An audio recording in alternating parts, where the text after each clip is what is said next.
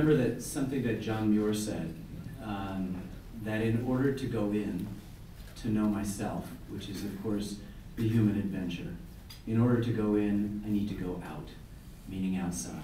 That something transpires in that aloneness. Maybe it is feeling one's insignificance standing on the rim of the Grand Canyon and realizing that it's been there for 1.7 billion years old, and who am I? Our lives are so quick to pass. But I think the key to reconciling this apparent paradox is embodied in William Cronin's last comment of the introduction, that it is not just the immensity of time, but the intimacy of it. That as you stand on the rim of the Grand Canyon, it's also who is holding your hand.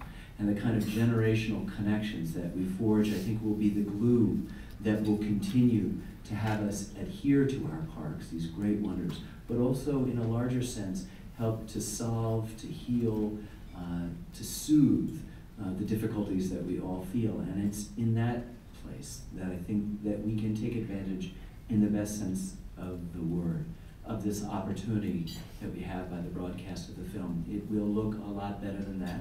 It is HD and 5.1 surround sound. It won't be run through a computer with little digital hash in it. I remember sharing it with a reporter who, looking always for the high concept, said, "Oh, it's planet Earth plus people." And he's right.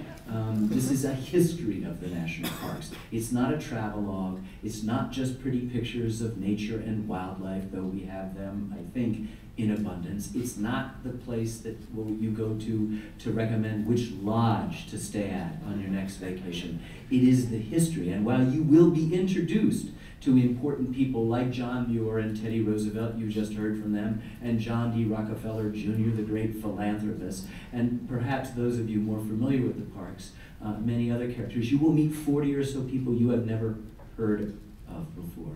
George Melendez-Wright, a Hispanic biologist who insisted that the parks take on the issues of species and habitat. The buffalo, the bears at Yellowstone were being fed by the tourists in open garbage dumps. It was a photo op, and he reminded them of their natural habitats, what damage we were doing. We were killing all the predators. He insisted that we not. Had we not had George Melendez-Wright, had we not had Yellowstone, we might not have had the buffalo with us, for example. It's an amazing story of Native Americans, of African Americans, the first custodians. You know, the first park is 1864, Yosemite. It's given to the state of California, so it doesn't really count for a while. It comes back into the park system. The next time, 1872, the first national park, Yellowstone, there's not a state to give it. It's in a territory. It's actually in 3, Montana, Idaho, and mostly Wyoming territory. So it becomes accidentally the world's first national park, but there's no money appropriated to take care of it. So who takes care of it? The 7th Cavalry.